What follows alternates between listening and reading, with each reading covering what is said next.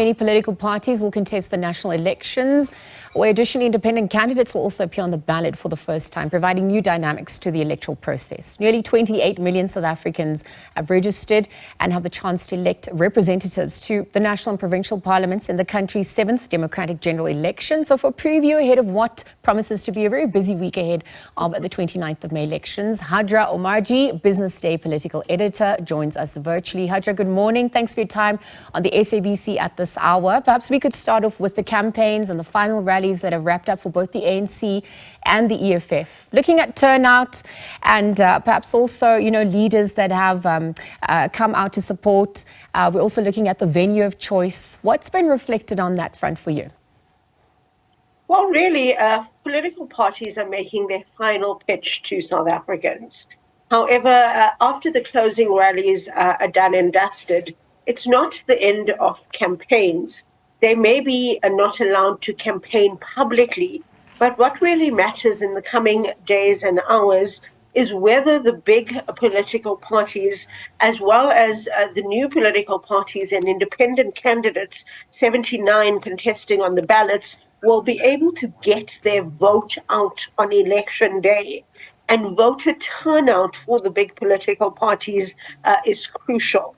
If you have a low voter turnout for either the ANC or the Democratic Alliance on Wednesday, then you could see a massive surge in terms of the support of smaller political parties, as they would have been better represented at the polls. So I think a lot of work is going to happen behind the scenes over the next few hours to try to get people on buses, lots of door-to-door campaigns, ensuring that people actually come out and make their cross next to the party that they want to vote for. Voter turnout has been declining in South Africa, and it will be interesting to see whether that trend continues. It's also the first time we've seen the ANC's majority rule under threat. We see the DA under threat in the Western Cape. So definitely an interesting election as the country marks 30 years of democracy. Absolutely. And as we fast forward to today, we're obviously looking at the DA also wrapping up its final rally, the IFP in KZN. Talk to us about the venue of choice on that front and the dynamics unfolding there. Even just with the SABC, obviously being fined for not showcasing the advert that has obviously caused quite a conversation starter the country over. What do you think that's also doing for the campaigning at large?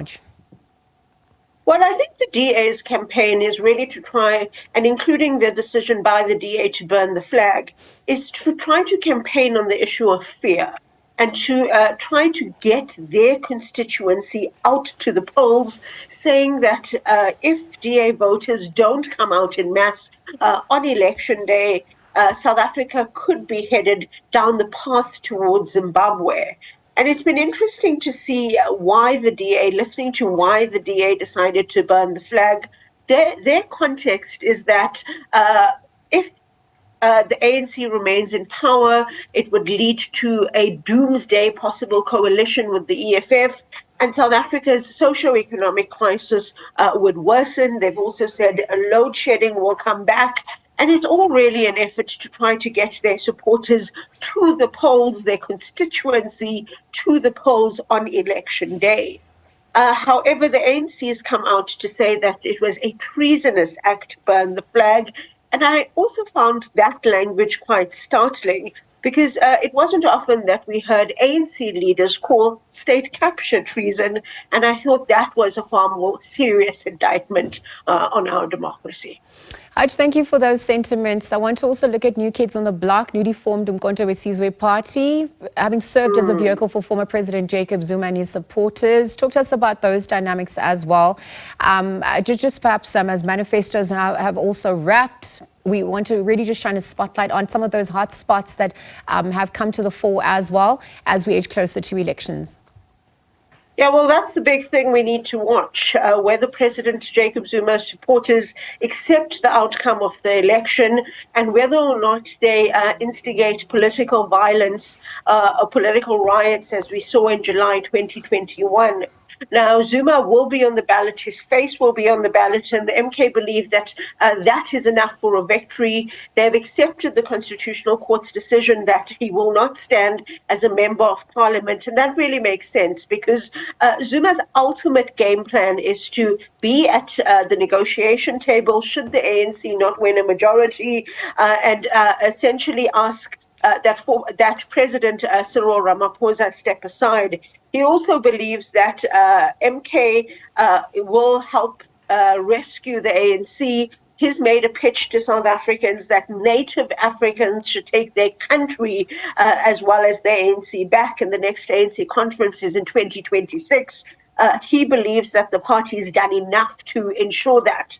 Now, that would really signal a handbrake turn in South Africa's constitutional democracy, but ultimately South Africans must decide whether Zuma best represents the vision that they want for South Africa on Wednesday. Because the question of swing votes and swing provinces then also come to the fore at this point. Western Cape, Gauteng, KZN. Unpack that a little bit further for us from your vantage point. The Free State and the Northern Cape, you can also add to that list. Now, the ANC has gotten mass support in KwaZulu-Natal since 2004. And that has really bolstered the party's national tally in terms of the vote. If MK take a large chunk of that KwaZulu-Natal vote, and if Gauteng townships don't come out en masse for the ANC on Wednesday, we've seen them stay away from the polls since 2006, then the ANC could be in trouble come election day. I don't put too much credence in polls at this stage of the election, but the most recent polls from both the Ipsos and SRF are still putting the ANC at the low 40s, which means if South Africans don't vote for any one political party and give them a majority on Wednesday, it could be another 2 to 3 weeks of coalition discussions before governments are formed at national and provincial level, and quite a while before we get cabinet announcements. We also need to watch in the coming days whether or not this is going to be a very litigious election, whether the outcomes of voting stations as well as the provincial and national ballots will be contested before the electoral court. We've certainly seen signals of it going to be a litigious election in the build-up to the vote.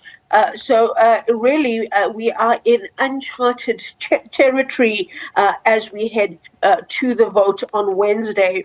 What I do think is interesting is the resurgence of both the ANC and the Democratic Alliance, as well as the EFF, the third biggest party in the country. All three parties making a strong showing this weekend, but that really matters not on election day, because those are really meetings of the party's supporters, the party's volunteers, and the party's members. What matters is whether or not they will get the vote out on election day. The EFF has been working very, very hard to build its election machinery in order to try to compete with the ANC and the DA come Wednesday.